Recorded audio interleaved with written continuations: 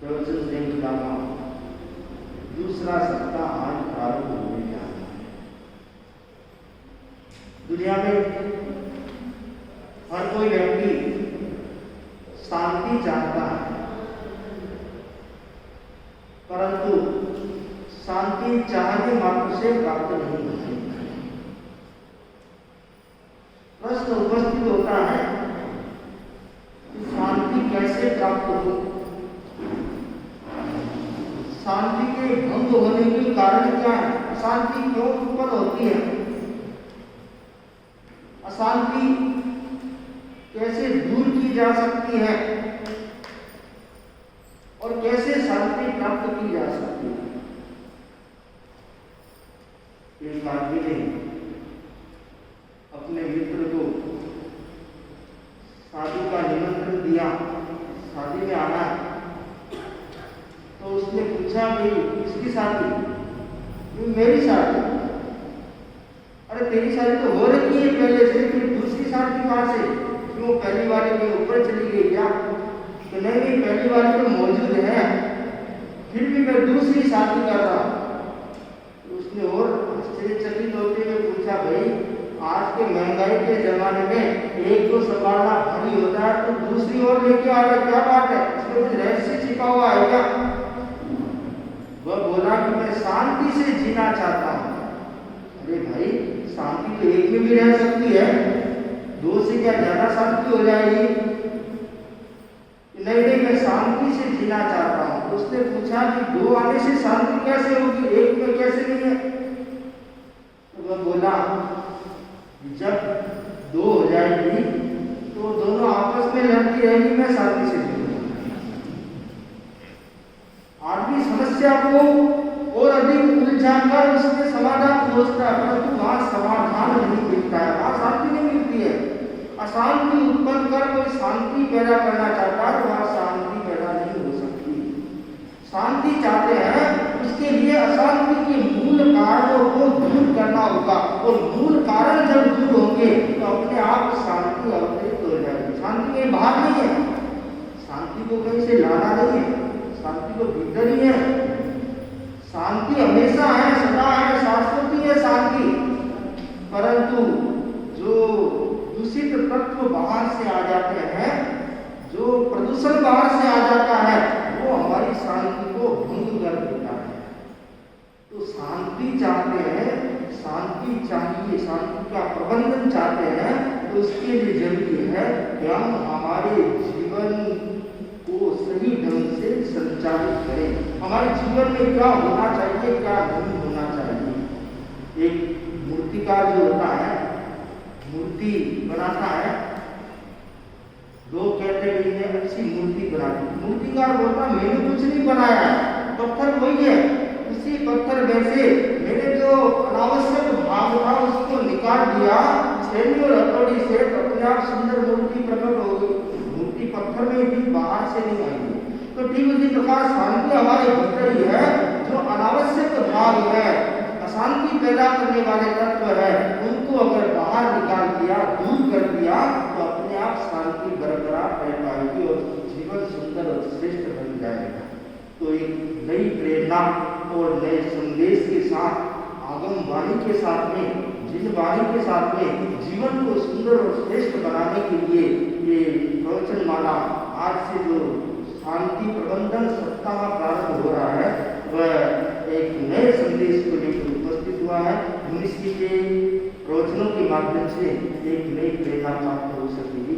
इन मंगल भावनाओं के साथ ओम। अहिंसा के अवतार भगवान महावीर स्वामी के चिंतनों में कोटि से वंदन। अहिंसा यात्रा के प्रवर्तक आचार्य श्री महासमुद्री के चिंतनों में कोटि से वंदन। मुनिवृंद, उपास्य, धर्म प्रेमी भाइयों बहनों, आज से शांति प्रबंधन सप्ताह प्रारंभ होने जा रहा है। भगवान महावीर की वाणी है, को हम मानव मायम से लोहम च पाववड्डनम ममे चतारी दोषो इच्छन्तो यमपन। प्रत्येक व्यक्ति शांति चाहता है। जितने भी बुद्ध हुए हैं, जितने भी तीर्थंकर हुए हैं, जितने भी मुक्त हुए हैं, उन सबके जीवों का आधार क्या था? शांति। जैसे जीवों का आधार पृथ्वी है, उसी प्रकार मुक्ति में जाने का आधार शांति। पूर्ण शांति मोह कर्म क्षीण होने के बाद ही मिलती है। जब तक जीव मुक्त नहीं होता है, संसार से दूर नहीं होता है, तब तक वह अशांति का शिकार होता रहता है। अशांति का जो कारण है वह है कषाय। कषाय के कारण व्यक्ति अशांति को प्राप्त होता है, दुख को प्राप्त होता है, संताप को प्राप्त होता है, कष्ट को प्राप्त होता है। जब तक कषाय विद्यमान है, तब तक व्यक्ति जन्म मरण करता रहता है, पुनर्जन्म होता रहता है। कषाय का एक भेद वह है क्रोध। और आज का विषय है गुस्सा क्यों आता है। प्रत्येक व्यक्ति इस समस्या से ग्रसित है, चाहे बालक हो, चाहे युवा हो, चाहे प्रौढ़ हो, चाहे वृद्ध हो, चाहे संसारी हो, चाहे आत्मा की हो। सभी कहते महाराज और तो सब ठीक है, गुस्सा आ रहा है। गुस्सा के कारण हमारा ये घर जो बाग के समान है वो आग हो रहा है। हमारा जीवन जो आबाद होना चाहिए वो आबाद नहीं, बर्बाद हो रहा है। कारण क्रोध। क्रोध का अर्थ क्या? दौड़ गए आग में दूसरा की ओर, दौड़ गए आग में दूसरा की ओर। जो व्यक्ति क्रुद्ध होता है उसको क्रोध आता है। अब क्रोध क्यों आता है? जैन दर्शन के अनुसार मोह कर्म की जो प्रकृतियां बताई है, दर्शन मोह और चारित्र मोह की, दर्शन मोह की 3 और चारित्र मोह की 25। और चारित्र मोह में अनंतानुबंधी क्रोध मान माया लोभ। अब प्रत्याघात क्रोध मान माया लोभ, प्रत्याघात क्रोध मान माया लोभ, संज्वलन क्रोध मान माया लोभ। कितनी प्रकृतियां हुई? 16 हुई और 9 हास्य रति आदि, ये 25। दर्शन मोह की 3, सम्यक्त मोह, मिश्र मोह और मिथ्यात्व मोह। कुल मिलाकर मोहनीय कर्म की 28 प्रकृतियां हैं। और कषाय का जो संबंध है वो चारित्र मोह के साथ है। और उनमें भी जो 16 जो प्रकृतियां बताई है वो 15 प्रकृतियां नम्य गुणस्थान तक है और संज्वलन लोग 10वें गुणस्थान तक। तो जब तक कषाय है, क्रोध है, तब तक आत्मा पूर्ण रूप से निर्मल पवित्र नहीं हो सकती। क्रोध क्यों आता है?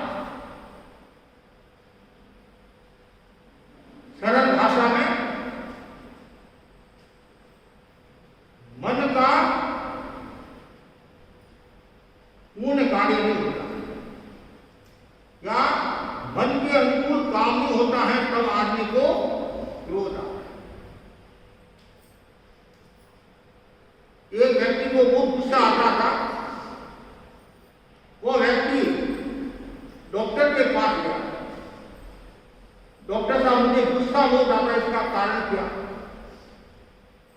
डॉक्टर ने देखा, देखने के बाद में कहा, तुम्हारे शरीर में विटामिन सी की कमी होगी, इसलिए तुम्हारे को क्रोध आ रहा है। वही व्यक्ति घूमता घूमता आयुर्वेद के वैद्य के पास आया। वैद्य, मुझे गुस्सा बहुत आता है। वैद्य ने नाड़ी देखी और कहा, शरीर में 3 दोष होते हैं, वात, पित्त और कफ। जब शरीर में वायु का प्रकोप होता है, ज्यादा वायु होती है, तब मन चंचल होता है। ज्यादा कफ होता है तो लोभ संज्ञा तेज हो जाती है। पित्त ज्यादा होता है तब आदमी को क्रोध आता है। वैद्य ने कहा, तुम्हारे शरीर में पित्त का प्रकोप ज्यादा है, इसलिए तुम्हारे को गुस्सा आ रहा है। वही व्यक्ति घूमता घूमता ब्रह्म चिकित्सक के पास आया और बोला, मुझे गुस्सा बहुत आता है। ब्रह्म चिकित्सक ने कहा, तुम्हारे शरीर में लाल रंग ज्यादा हो गया है, हरे रंग की कमी हो गई है, इसलिए तुम्हारे को गुस्सा आ रहा है। और वही व्यक्ति घूमता घूमता एक्यूपंक्चर वाले के पास गया। उन्होंने कहा, विद्युत का प्रवाह अच्छी तरह से शरीर में संचालित नहीं हो रहा है, इसलिए तुम्हारे को गुस्सा आ रहा है। एक ने कहा, रीढ़ की हड्डी सही तरीके से कार्य नहीं करनी है, इसलिए तुम्हारे को गुस्सा आ रहा है। वही व्यक्ति घूमता घूमता मंत्रवादी के पास गया। मंत्रवादी ने देखा और कहा, तुम्हारे को भूत लग गया है, इसलिए तुम्हारे को गुस्सा आ रहा है। वही व्यक्ति वैज्ञानिक के पास गया। वैज्ञानिक ने कहा, एनिमल जो ग्रंथि, नीचे जो ग्रंथियां होती हैं वो सक्रिय होती हैं, इसलिए शरीर में विकार पैदा हो गया है, क्रोध आदि विकार पैदा हो गए, इसलिए तुम्हारे को क्रोध आ रहा है। और वही व्यक्ति घूमता घूमता 13 सभा भवन केसिंगा में मुनि दिनेश कुमार जी चातुर्मास करे हैं, वहां पहुंच गए और बोला, महाराज, मुझे गुस्सा बहुत आता है, इसका कारण क्या? और न जाने हमारे पास में कितने लोग आते हैं। कभी माँ बेटे को लेकर आती है, कभी पत्नी पति को लेकर आती है। महाराज, और तो सब ठीक है, जब यमराज आते हैं, भूत आता है, राक्षस आता है, पिशाच आता है, उस समय उनको कुछ नहीं दिखता। हमारे पास आया, हमने कहा, भाई भगवान महावीर ने हमारे ज्ञानियों ने सारांश सूत्र में 4 कारण बताए। 4 कारण से व्यक्ति को क्रोध आता है। उसमें पहला जो कारण है क्षेत्र, स्थान, स्थान को लेकर गुस्सा। नाग जी के जीव जो आपस में लड़ाई करते हैं, झगड़ा करते हैं, उसका एक कारण स्थान, क्षेत्र, स्थान कह दो, क्षेत्र कह दो। अरे नागरिक की बात छोड़ो, आप एक कोई बड़ा अधिकारी है और उसका ट्रांसफर छोटे से गांव में हो गया, और जैसे वो गांव में आया, सुख सुविधा का अभाव देखा और उसको गुस्सा आ गया। कहा तो भुवनेश्वर, कहाँ कटक, कहा ये छोटा सा गांव। कभी स्थान को लेकर गुस्सा आया। दूसरा हमने बताया बॉडी, शरीर को लेकर गुस्सा आता। मेरा शरीर कितना काड़ा है, कितना कुरूप है, अष्टावक्र ऋषि की तरह टेढ़ा मेढ़ा है, मेरी सहेली कितनी अच्छी है, कितनी रंग रूप वाली है, रंग रूप को लेकर उलझ जाता है, शरीर को लेकर उलझ जाता है, उसको गुस्सा आ जाता है। कभी कभी खुद पर गुस्सा आ जाता। शरीर को लेकर तीसरा जो कारण बताया है वह है उपदी उपकरण। जैसे अच्छी वस्तु, मकान, वस्त्र, पात्र आदि को लेकर गुस्सा आ जाता है। कभी कभी बहनों को साड़ी को लेकर भी गुस्सा आ जाता होगा कि कौन सी साड़ी पहनूं, ये पहनूं, वो पहनूं, उसमें टाइम खराब हो जाता, कभी गुस्सा आ जाता। चौथी जो बात बताई है, ये तो उपकरण, चौथी बात है वस्तु, खाने पीने की चीजें, उनको लेकर भी गुस्सा आ जाता। तो चार कारण हो गए। पहला कारण कौन सा हुआ? हाँ। दूसरा, तीसरा, चौथा वस्तु। उपदी कह दो, उपकरण कह दो, चौथा वस्तु को लेकर गुस्सा। ये चार मुख्य कारण, इन कारणों से व्यक्ति को गुस्सा आता है। और आगे बताया गया गुस्सा क्यों आता है। अहंकार पर चोट लगती है तब आदमी को गुस्सा आता है।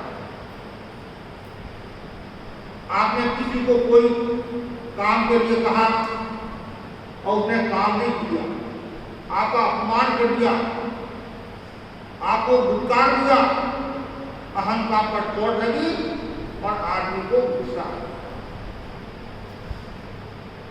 और व्यवहारिक दृष्टि से देखें, दुर्वचन, किसी ने आपको कटु वचन कह दिया तो आपको गुस्सा आ जाता।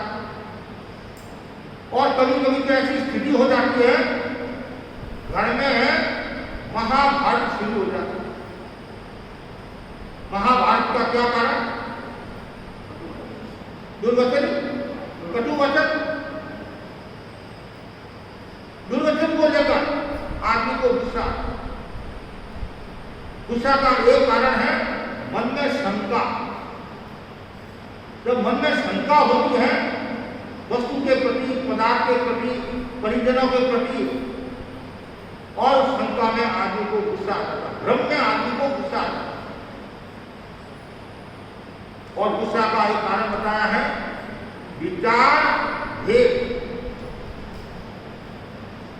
सभा संस्थाओं की गोष्ठी होती है, घर में गोष्ठी होती है,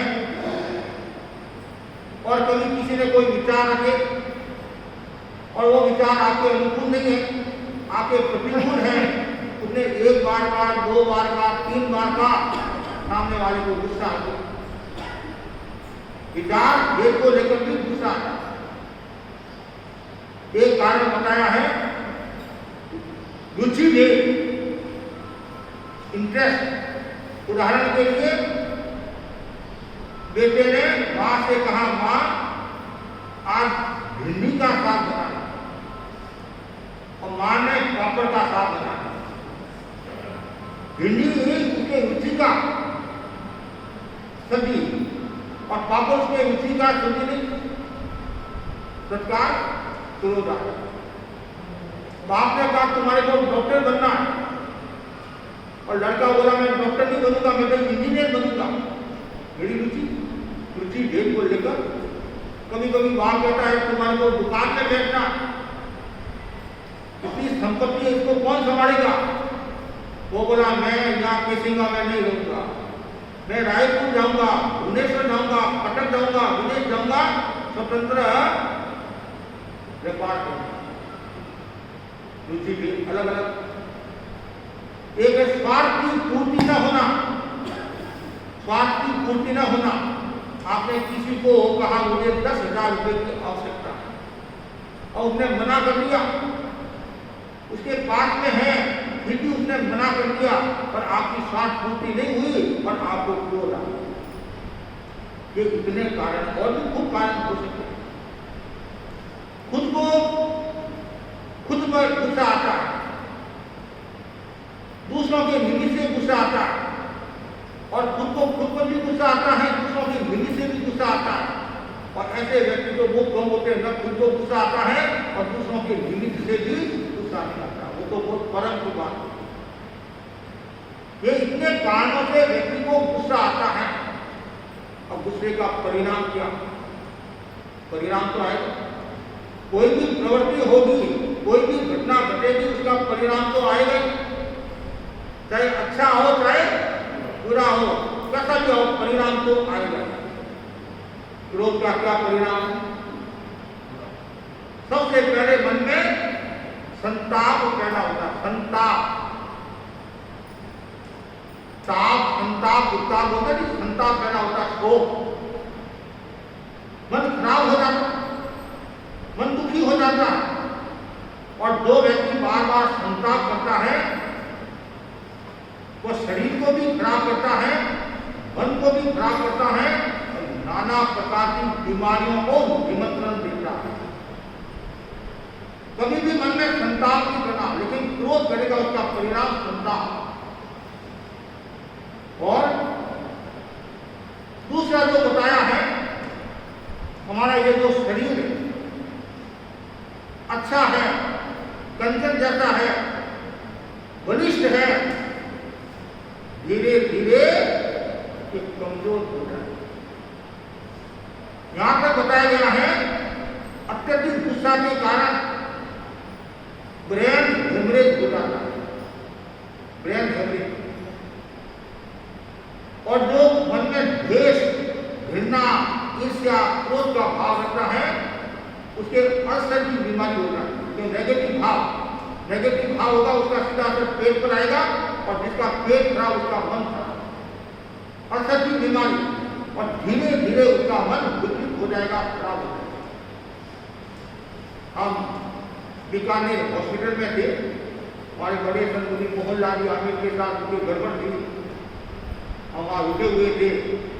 एक जैन भाई बहुत सेवा करता हॉस्पिटल में और उसको लकवा हो, हम दर्शन देने के लिए गए और डॉक्टर, बहुत बड़ा डॉक्टर पूनिया, वो भी वहां आया हुआ था।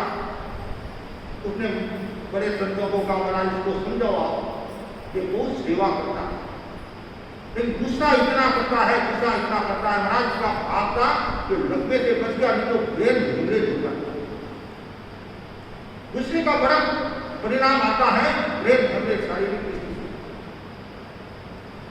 फिर वह उसे कोई ध्यान नहीं रखता।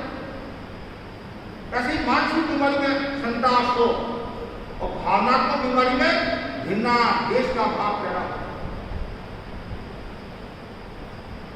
जहां भी क्रोध है वहां बोध नहीं, और जहां बोध नहीं वहां आत्मा का शोध नहीं, अनुसंधान नहीं, सत्य नहीं।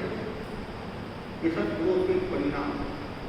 और न जाने क्रोध के कारण कितने ऋषि मुनियों ने आत्मा का नुकसान कर दिया, न जाने कितने संसारी जीवों ने घर को बर्बाद कर दिया, परिवार को बर्बाद कर दिया, शरीर को बर्बाद कर दिया, आत्मा को बर्बाद कर दिया।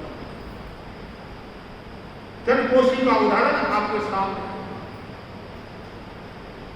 भगवान हरिश्चंद्र के शासनकाल में द्वैपायन ऋषि हुए, द्वैपायन ऋषि। क्रोध के कारण उन्हें अपने जीवन को बर्बाद कर दिया, खराब कर दिया। और वर्तमान में भी हम देखते हैं, और आपके घरों में भी कितनी घटनाएं घटती हैं। और जब आदमी को क्रोध आता है उसमें कभी कभी वह मिथ्यात्व अवस्था को भी प्राप्त हो जाता है। क्यों?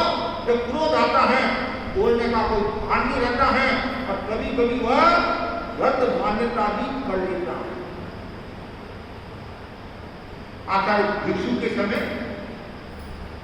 एक संत हुए, माया चंदी, क्या नाम था? माया चंदी संत थे। और आचार्य भिक्षु ने कहा, आज आहार कम लाना, रोटी कम लाना, आवश्यकता नहीं है। संत गोत्री के 8 रोटियां ज्यादा लेकर आगे कितनी? भिक्षु स्वामी ने समझाया, आपको कहा रोटी कम लाना, ज्यादा लेकर आगे, विवेक रखना चाहिए, ध्यान रखना चाहिए। मुनि को गुस्सा और मुनि से कहा जितनी रोटियां ज्यादा है सब रख दो, मैं सल्टा दूंगा। आचार्य ऋषि ने कहा ठीक है, 8 रोटियां रख दी। फिर वो बोला संतों लो, संतों ने मना कर दिया, आपने कहा नहीं हम सल्टा देंगे। वो बोले आप लेते नहीं, मैं परिश्रम बंद करता हूं। स्वामी का ऐसे कैसे हो सकता? और इतना गुस्सा आया, इतना गुस्सा आया, वो गुस्से में सिद्धांत भी भूल और बोला आपकी मान्यता खराब है, आपकी मान्यता खोटी है। 9 तत्वों में 1 धीर है और 8 अधीर है।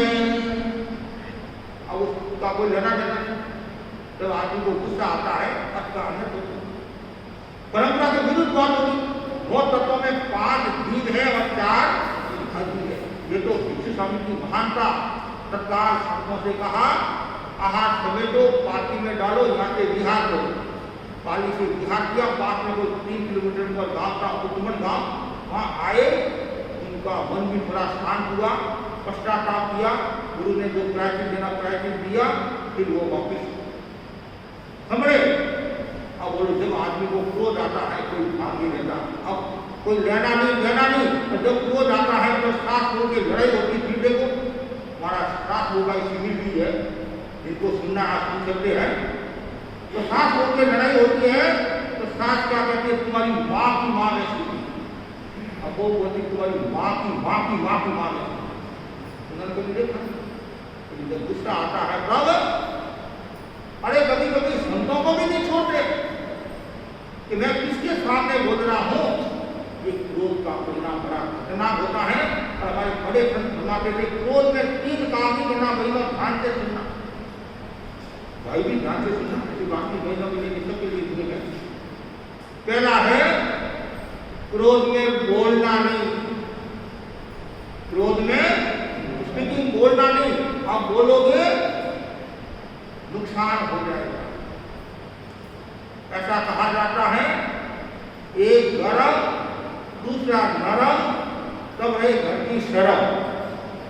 एक गरम दूसरा भी गरम फिर फूटे गरम। क्या परिणाम आएगा? एक ने कोई गाड़ी की और दूसरा वापिस जवाब देगा तो अर्थ का अनर्थ हो जाएगा। फूल कहते नहीं, ईंट का जवाब फूल से देना चाहिए। लेकिन आप लोग इतने होशियार हो, ईंट का जवाब फूल से नहीं, पत्थर से दूसरा।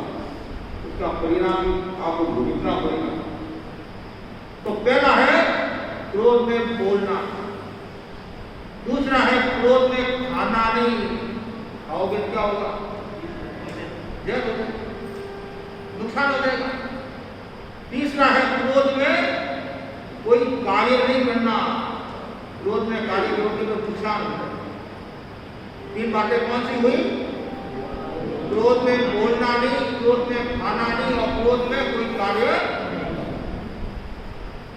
अब मैं इनकी घटनाएं आपको सुनाना चाहता हूँ। छोटी छोटी घटनाएं हैं, घटित घटना। गुजरात की बात है।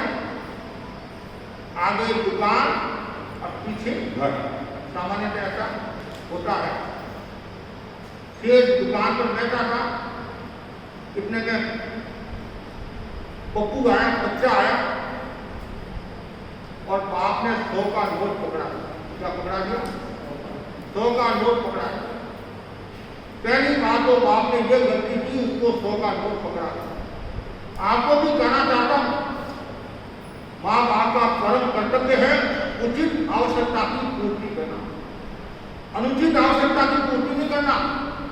और पैसा लेकर कभी भी बच्चे को खराब नहीं करना कि मेरे लाख की कमाई है, 10,000 लेकर जा रहा है। कभी ऐसी भूल मत करना। यदि आप बच्चे को पैसा लेकर खराब करते हो, वो आपसे दूर होना है और परिवार से दूर। तो बच्चे को 100 का नोट दिया। छोटा बच्चा का बेचारा क्या समझता? उसने कागज समझकर 100 के नोट को खा लिया। जैसे ही मारा और मां को आया गुस्सा। उस समय मां को शांति रखना था कि गया तो गया और कमाऊंगा। लेकिन जब क्रोध आता है शांति रखना। पास में पड़ी थी लकड़ी, ली हाथ में और देश सिर पर, इतनी जोर से मारी, बच्चा नीचे गिर पड़ा। सामने पत्नी खड़ी थी, वह बोली पुत्र हंता कसाई है, तू बाप है। उसको भी इतना गुस्सा आया, पास में पड़ा था मूसल, मूसल समझ क्या कूदने वाला होता है, तो मूसल, और लिया हाथ में देश शेर के सिर पर, इतना जोर से मारा, शेर नीचे गिर गया। गिर गया, लेकिन मरा नहीं, वापिस उठा, और गुस्सा आया उसको। पास में पड़ी थी लोग की छड़ी, लिए हाथ में देश से खाने के सिर पर, और तीनों ही थोड़ी देर के बाद में मृत्यु को प्राप्त होकर ये यही घटना है, कोई काल्पनिक घटना है। दूसरी घटना है कोई गुजरात की, पुराने समय में चूल्हे होते थे, चूल्हे, और आजकल गैस, तो घर घर में गैस की बीमारियां शुरू हुई। चूल्हे के पीछे आड़ा होता था, आड़ा, उसमें चाकू, चम्मच आदि रखते थे, और चूल्हे को कभी खाली नहीं रखते, उसके ऊपर पानी भी दे देते। एक पुरानी परंपरा रही है, चूल्हा जलता। तो माँ ने सोचा मुझे पानी लेने के लिए जाना है, और मेरे पास में 5,000 रुपये है, तिजोरी में मैं बाद में रख दूंगी, तो मैं ऐसा करूं कि जो आड़ा है उसमें रख दूँ, और आड़े में रख दिया, पानी ऊपर दे दिया चूल्हे के ऊपर, माँ पानी लेने के लिए। पीछे से छोटा बच्चा आया, उसने सोचा ये पानी गर्म कब होगा, कुछ टाइम लगेगा, माँ भी आ जाएगी, मैं माँ का काम करूँ, माँ मुझे शाबाशी देगी। कभी जो बच्चों के मन में आता है, मैं माँ का काम करूँ, माँ मुझे शाबाशी देगी, मुझे ये दे देगी, ये दे देगी। तो बच्चे को ये पता नहीं कि रुपये है, इसका मूल्य अलग होता है, कागज का मूल्य अलग होता है। छोटा बच्चा था, जितने रुपये थे सारे के सारे रुपये चूल्हे में मिला, और आप देख खुश हो रहा है, पानी जल्दी गर्म होगा, पानी जल्दी गर्म होगा। इतने में माँ पहुंची, माँ की जल्दी चूल्हे पर गई, आप तेज कहते, मैंने तो आप तेज की, और जैसे ही वो आड़ा, पीछे जो आ रहा था, देखा एक रुपया नजर नहीं आ रहा, बोल हो कि बालक ने सारे रुपये चूल्हे में डाल दिए। तभी ये आपने, और आया माँ को गुस्सा, उसमें माँ ने ये नहीं सोचा एक मेरा ये दीपक है, कोई बात नहीं, पूछा और समा दूंगी। इतना गुस्सा आया, पानी को नीचे रखा, और जो चूल्हे के ऊपर जो पानी था उसको नीचे रखा, और आग तेज थी, छोटा बच्चा था, सबका लिया हाथ में, और एक चूल्हे में डाल दिया। परिणाम ये आया, थोड़ी देर के बाद में शकरकंद की तरह बच्चा सीख कर रह गया, मृत्यु को बराबर। ये गुजरात की।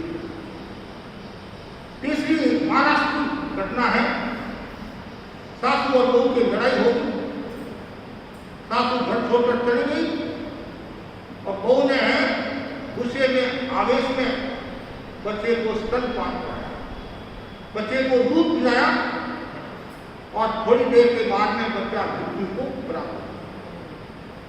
घर में हाहाकार मच गया, डॉक्टर आया, डॉक्टर ने देखा, देखने के बाद में कहा कि शरीर में विष फैल गया, शरीर में विष हो गया, उसके कारण क्या आपने क्या किया?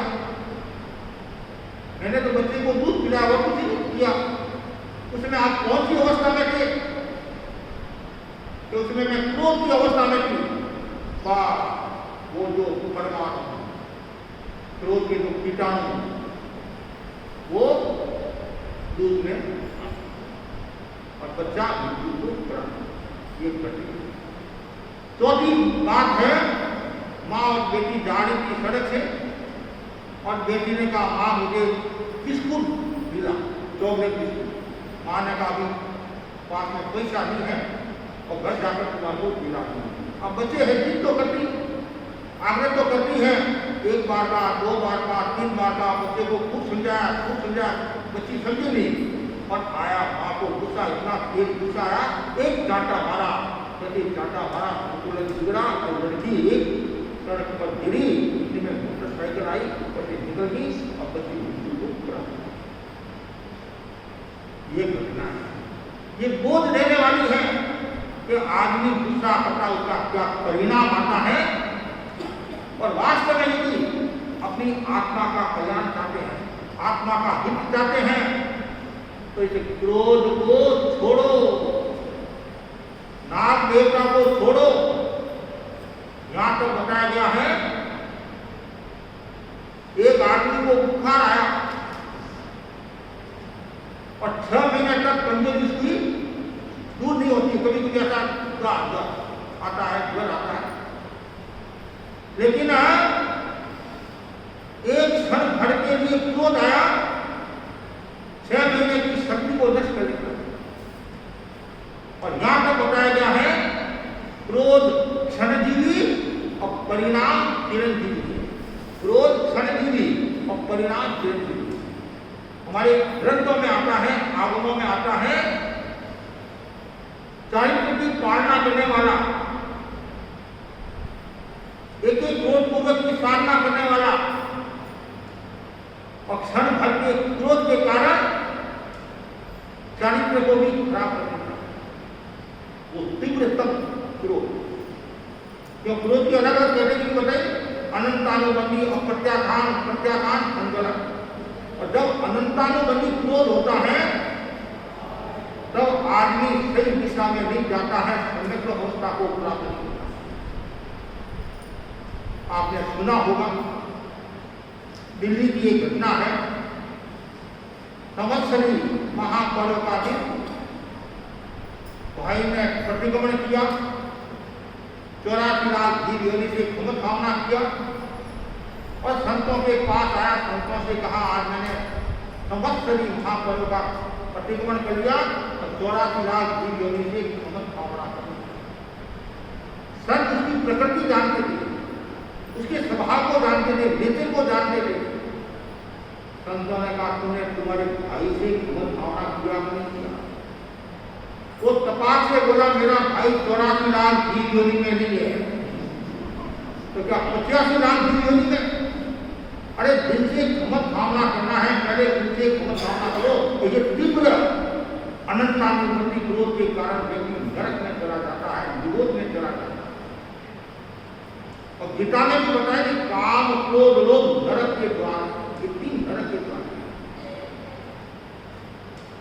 और इस क्रोध के कारण न जाने कितनी आत्माएं ने अपना नुकसान किया, फिर भी आदमी समझ नहीं रहा। उदय राजा और अभिषेक कुमार का उदाहरण आपके सामने हमारे जैन भागों में आता है। उदय राजा और अभिषेक कुमार, उदय राजा ने अपने पुत्र से क्षमा कामना किया, लेकिन अभिषेक कुमार क्या बोलता है, पाप को छोड़कर सबसे क्षमा कामना। पिता तो डर गया, मोक्ष चले गए, लेकिन अभिषेक कुमार मोक्ष नहीं दे रहा।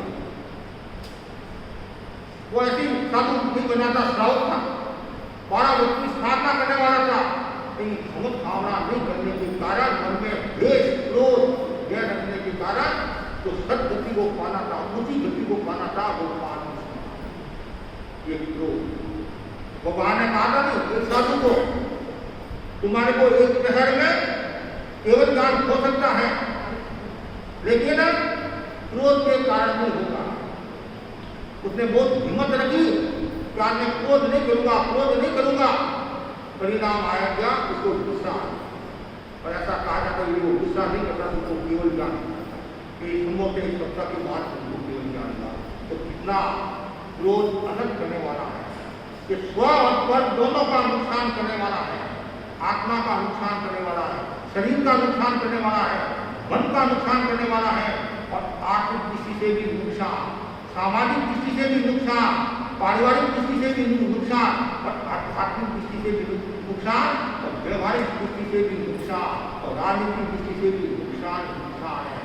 इसलिए व्यक्ति को थोड़ा समझना चाहिए कि क्रोध करने का क्या परिणाम आता है। आदमी गुस्सा क्यों करता है, धर्मस्थ है, मोदी गण का उदय है, गुस्सा सबको आता है।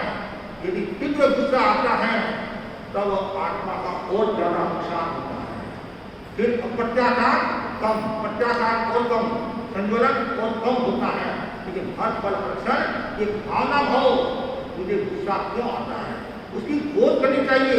और ऐसा भी कहा जाता है, हमारे काफी राज्यमंत्री जी महाराज ने लिखा है, आदमी को गुस्सा क्यों आता है, तामसिक भोजन के कारण। क्या तामसिक भोजन होता है, ज्यादा गरिष्ठ पदार्थों का भोजन होता है, ज्यादा अवक्षित पदार्थों का भोजन होता है, तब आदमी को क्या आता है, गुस्सा आता है। आदमी को क्या आता है, गुस्सा आता है। और गुस्से के कारण कितनी तकलीफ होती है, कितना नुकसान होता है। और यहाँ तक बताया गया है कि हमारे आगमों में बताया है 10 प्रमुख श्राव हुए, उनमें एक श्राव हुआ है महाशतक। नाम सुना होगा महाशतक। महाशतक के 13 रानियां थी, 13 रानियां थी। उनमें प्रमुख रानी थी रेवती। क्या नाम था, रेवती, जो रस वधु थी, क्रूर स्वभाव वाली थी, मांसाहारी थी और शराबी थी। परिणाम यह आया, अत्यधिक क्रोध के कारण, द्वेष के कारण जो 12 रानियां और थी, भद्र परिणामी वाली जो रानियां थी, उनको जहर देकर खत्म कर दिया क्रोध के। तो जब आदमी को गुस्सा आता है, कोई स्थान नहीं, तो तामसिक जो भोजन करेगा वो अंदर करेगा ही करेगा। कभी कभी सुनने में आता है, कभी देखने में भी आ जाता है, आहार का भी शरीर पर बहुत प्रभाव पड़ता है, साधना पर बहुत प्रभाव पड़ता है। तो जो तामसिक आहार करता है और जिसके लंबे समय तक कब्जी रहती है, पेट में लंबे समय से कब्जी है, तो वो भी गुस्सा का कारण है। और शरीर जिनका कमजोर होता है, कृष होता है, दुर्बल जो मन वाला होता है, उसको भी गुस्सा आता है। और कभी कभी नाड़ी तंत्र यदि कमजोर हो गया, नाड़ी की दुर्बलता के कारण आदमी को गुस्सा आता है। एक भी न जाने कितने कारण बताए हैं। तो आज मैंने आपको क्रोध क्यों करते हैं, क्रोध का परिणाम, आदमी को गुस्सा क्यों आता है, गुस्सा क्यों करता है, इनके बारे में आपको विस्तार के साथ बताया। अब यदि आपको क्रोध आता है, नहीं आता है, तो आपको भाग्यशाली, और आता है, और यदि आपको समाधान चाहिए तो संभवतः कर आपको समाधान भी संभवतः मिल सकता है। समस्या क्रोध की और समाधान प्रेक्षा का। समस्या क्रोध की और समाधान प्रेक्षा का। क्यों गुस्सा आता है, समस्या का समाधान भी। तो इसलिए मैं बस अंत नहीं करना चाहता हूँ, ज़्यादा से ज़्यादा भाई बहन जिनको गुस्सा आता है तो चिंतन भी करना चाहिए, मुझे गुस्सा क्यों आता है। कारण भी मैंने आपको बता दिए है, आपकी कमजोरी है, आपकी दुर्बलता है, उसको दूर करने की कोशिश करना चाहिए। इसी आशा के साथ